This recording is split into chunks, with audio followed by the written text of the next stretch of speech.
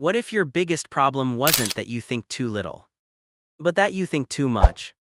There is a type of person who walks into a room and immediately, without trying, reads everyone's energy. They notice the tension between two people who haven't even spoken yet. They hear what wasn't said. They feel the weight of a single look. Who are these people? Are they gifted? Are they cursed? Or are they simply wired differently from the rest of us? Science calls it hyperawareness. Psychology has a name for what lives inside these minds, and once you understand it, you will never look at the quiet one in the corner the same way again. Because here is the question nobody is asking. What happens to a person who is aware of everything, but can do nothing to turn it off? Today, we're going inside the psychology of people who are too aware, how their minds work, why they suffer in silence, and what it truly costs to see the world more clearly than anyone around you. Before we understand what it means to be too aware, we need to understand what is actually happening inside their mind. Most people go through their day on a kind of autopilot. They have a conversation, forget it. They walk past a stranger, think nothing of it. They hear a tone in someone's voice and let it go. But for the hyperaware person, nothing gets let go. Every conversation gets replayed, every word analyzed, every facial expression filed away, cross-referenced, questioned. Long after the moment has passed, their mind is still in it, still turning it over, still asking, did I say something wrong? Did they mean something by that? Why did they pause before answering? And the terrifying part, they are not being paranoid. They are usually right. This is the first thing psychology tells us about hyperaware people. Their perception is not distorted, it is actually sharper than average. Research in emotional intelligence shows that certain individuals process social information at a depth most people simply cannot access. They pick up on microexpressions, those flashes of real emotion that cross a human face in less than a fifth of a second. They detect changes in vocal tone that others miss entirely. They sense shifts in the energy of a room before a single word is spoken. In other words, they are not imagining things. They are reading things accurately. So then, why does it feel like a burden? Here is where it gets interesting. The human brain was never designed to process everything. It was designed to filter, to ignore, to forget. That is not a flaw, that is a survival mechanism. We are supposed to let most things slide off us. That selective blindness is what allows normal people to feel calm. But the hyperaware mind, it has a broken filter. Or perhaps no filter at all. Every signal comes in at full volume. The nervous system doesn't know how to say that's not important, so it treats everything as important. The slight change in your friend's smile, the silence that came 1 second too late, the way someone looked at you and then looked away.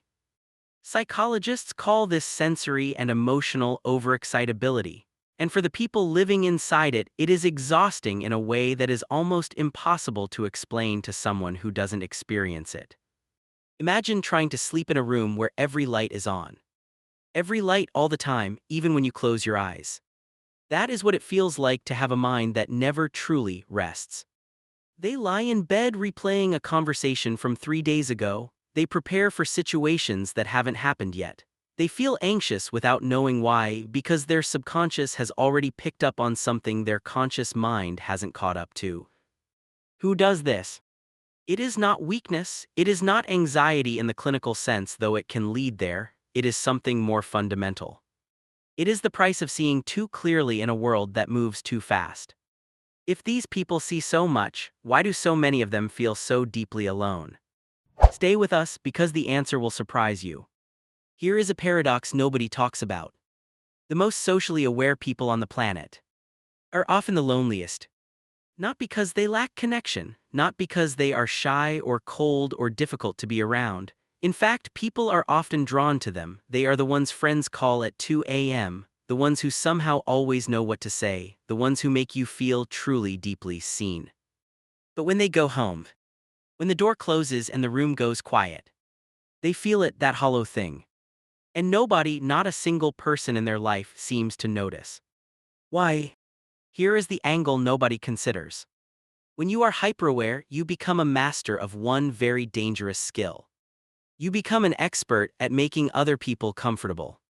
You learned somewhere along the way, probably very early, that your level of perception made people uneasy. That when you noticed too much, people felt exposed. T. Hat your depth made others feel shallow, that your silence made people nervous, that your questions went places people didn't want to go. So you adapted. You learned to shrink what you saw, to soften what you knew, to ask only the questions people could handle, to feel everything and show just enough. You became fluent in a language that wasn't yours. And over time, something quietly broke. Because here is what happens when you spend years translating yourself for other people. You forget what your original language even sounds like. You sit in conversations that feel hollow and you smile anyway. You listen to problems that feel surface level and you engage anyway. You are surrounded by people and you think, is this it? Is this all there is? Not out of arrogance, never arrogance. Out of a bone-deep hunger for something real. Psychologists who study what's called depth of processing, a term coined by researcher Elaine Aron, found something striking. Highly aware individuals don't just process the world more intensely, they process it more meaningfully. They are constantly searching for substance, for truth, for the conversation beneath the conversation. And when they can't find it, which in everyday life is most of the time, the loneliness doesn't feel like missing people. It feels like missing a version of the world that actually matches what they carry inside them. Think about what that does to a person. You are in a room full of laughter and you feel like a visitor from somewhere else. You are in a relationship and you love this person, but there is a room inside you they have never been invited into. Not because you closed the door, because you are not sure they could find it even if they tried. You have never fully arrived anywhere. Because no place has ever been deep enough to hold all of you. This is the wound that hyperaware people carry that almost no one sees. Not the overthinking, not the exhaustion, not the anxiety. The grief. A quiet, unnamed grief for connection that almost happens, for conversations that get close but never arrive, for the version of intimacy they can feel is possible but almost never find. And the cruelest part, they understand exactly why it happens. They can analyze it, trace it, name every layer of it. And still they cannot fix it. Because awareness, no matter how sharp, cannot build you a world that matches your depth. So the question becomes, how do people this aware survive emotionally? What do they do with everything they feel and cannot say? Where does it all go? That is exactly where we go next. So after everything we've explored, what do we call this? A burden. Yes.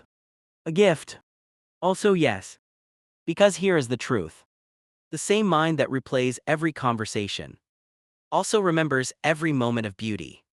The same heart that feels pain too deeply also loves too deeply.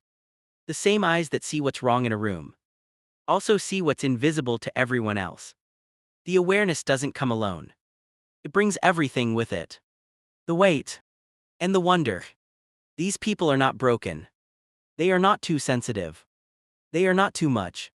They are simply tuned to a frequency most people never hear. And maybe the world needs that. Someone has to notice. Someone has to feel it. Someone has to care enough to stay uncomfortable. So if this is you, if you recognized yourself somewhere in this video, know this. Your awareness is not your enemy. It is your depth. And depth, in a shallow world, is the rarest thing there is. Don't turn it off. Learn to carry it. Because the people who feel everything are the ones who change everything. Thank you for watching.